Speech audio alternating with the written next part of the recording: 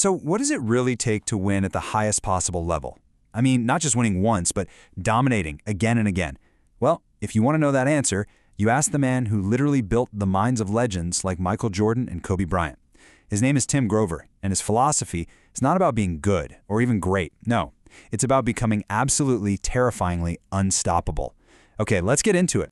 You know, when Kobe Bryant himself calls your book The Blueprint, you know you're not dealing with some run-of-the-mill self-help guide. Grover's book, Relentless, it's a promise, a journey from good to great to this third category, unstoppable. But here's the thing, this isn't about workouts or nutrition. This is a deep, dark dive into the psychology of pure dominance. A mindset so intense, it has literally forged champions. So what is this philosophy really? And how does it work? Grover's whole system kicks off with this really powerful and honestly kind of blunt idea. He says that every single person, no matter what they do, fits into one of three specific categories. He calls them coolers, closers, and cleaners. And figuring out which one you are, that's the very first step. All right, first up, you've got the coolers. Now, don't get me wrong. These are the dependable people on any team. They're good, they're consistent, they follow the playbook perfectly. They are absolutely essential. But when the clock is ticking down and the pressure is just crushing, they're the ones looking around hoping someone else will take that final game-winning shot. Okay, then you take a step up and you have the closers. These are the people you can absolutely count on in a clutch moment. You give them a plan, you put the ball in their hands at the end, and they will deliver. They are great under pressure and they know how to secure the win as long as the path is already laid out for them. And then, well, then there's the cleaner. And this is a whole different beast. A cleaner doesn't just handle pressure, they crave it. They don't follow the plan, they become the plan. They operate on their own internal set of standards that are just impossibly high, way higher than anyone else could set for them. This is the rarest and by far the most dominant type of competitor. This ER analogy just nails it, doesn't it? The coolers are like nurses, following protocol perfectly. The closers, they're like star surgeons in a scheduled operation, a controlled environment where they can execute their skills flawlessly. But the cleaner? Oh, the cleaner is the trauma surgeon who walks into pure chaos. No rules, no plan. And they don't just perform, they literally invent the solution that saves the day. They bend the situation to their will. So that leads to the million-dollar question. How do you actually become a cleaner? Well, Grover gives us a blueprint. It's a list of 13 rules. But here's the kicker. He labels every single rule as rule number 1. Why? Because for a cleaner, there is no hierarchy.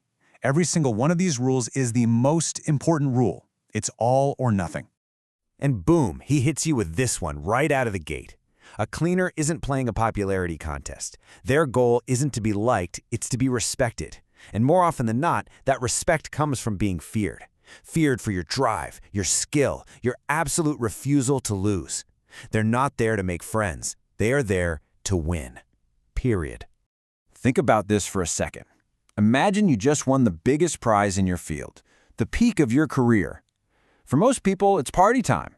For a cleaner, the celebration is just a quiet, internal moment of satisfaction, and then their brain is already churning, focused on the next mountain to climb. The two most powerful words in their vocabulary are done, next.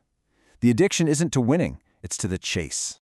Okay, and this is where Grover's philosophy gets really controversial. He argues that every single one of us has this raw, primal, instinctual part of ourselves, a dark side. You know, that place where ambition, aggression, and your most untamed impulses live.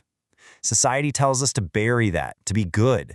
But cleaners, they don't bury it, they dig it up, they face it, and they learn to harness and control it, aiming it like a laser at their goal. This one just perfectly captures the difference in what drives them. That exact moment when everyone else hits the wall, when they're gassed, exhausted, and ready to give up, that's the cleaner's signal. That moment of universal fatigue is when they go harder, when they're ready to do it all over again. That's where they create a gap no one else can cross. And all of this leads to the central mantra of this entire worldview. Get comfortable being uncomfortable. For a cleaner, comfort isn't just a luxury, it's the enemy. It's stagnation, discomfort, sacrifice, pain. These aren't things to be avoided. They are the daily, non-negotiable price you pay to achieve the impossible. This relentless drive completely changes the way they see failure. Honestly, to a cleaner, the word failure just doesn't compute as an ending. A setback isn't a failure, it's just data. It's valuable information telling them, okay, that path didn't work, so they find another one, and another one after that. They just keep coming from different angles until the job is done. It's never over until they say it's over. Okay, so on the one hand, this sounds like the ultimate recipe for success, right? An unstoppable will, total ownership, an addiction to getting results. I mean, who wouldn't want a piece of that? But there's another side to this coin. A very, very dark one, according to critics, who say the price for this mindset is just way too high. And this, right here, is where the whole thing becomes a massive debate. This philosophy has drawn some really harsh criticism. People who see it not as a road to greatness, but as a dangerous playbook for toxic, even destructive behavior. So which is it? Is it really the mind of a champion, or is it something much, much worse? Performance coach Sam Martin does not mince words. He says that if you really take these traits to their logical conclusion, craving fear over being liked, never celebrating, embracing a dark side, what you're left with is a profile that looks, well, a lot like a sociopath. Someone who has stripped away all empathy in the relentless pursuit of a goal. Critics point to this quote from Grover himself as Exhibit A. When Tiger Woods' life was publicly imploding, Grover's reaction wasn't about accountability or doing the right thing, it was entirely about performance. He wanted the cold, unapologetic warrior to show up, not the human being acknowledging his failures. To a lot of people, that sounds like a complete dismissal of personal responsibility. Now, Grover, for his part, pushes back hard on this idea. He insists the dark side isn't a blank check for chaos or self-destruction. He says it's about controlled instinct. It's about being able to act without fear or second-guessing yourself, and that what really defines a cleaner is their superhuman self-control, not a lack of it. And this slide just lays the whole conflict bare. Where Grover sees acting on pure instinct, critics see an excuse for horrible behavior. Where Grover sees eliminating fear, critics see a refusal to be held accountable. And this is the core problem. I mean, in the book, Grover brings up an incident where Charles Barkley threw a man through a plate glass window and frames it with the words, "No apologies." So, where do you draw the line between controlled instinct and just being destructive? So we're left at this huge fork in the road, with two totally opposing ways to see this relentless philosophy. Is it an incredibly powerful tool for reaching the absolute peak of human achievement? Or is it a dangerous psychological trap that demands you sacrifice your own humanity on the altar of success? Some people have tried to find a middle ground here by mapping Grover's ideas onto a real psychological concept called the learned resilience loop. And when you look at it this way, the cleaner mindset doesn't look sociopathic, it just looks like an extreme, bare-bones system for growth. It follows all the right steps. You try something, you see what happens, you learn, you repeat. But it deliberately strips out all the feel-good parts, like celebrating your wins or getting a pat on the back.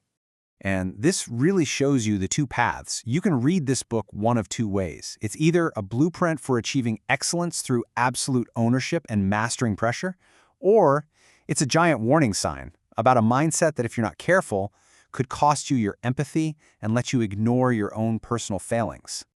So, in the end, it all comes down to this single, massive question. Is becoming a cleaner the price you have to pay for a level of greatness that most of us can only dream about? Or is that price, your relationships, your empathy, maybe even your soul, just too damn high? We really want to know what you think. Is this a tool you'd use or a trap you'd run from? Let us know in the comments. Hey, if you enjoyed this deep dive into the mind of a cleaner, do us a favor and hit that like button. And make sure you subscribe for more breakdowns of the big ideas shaping our world. Thanks for watching.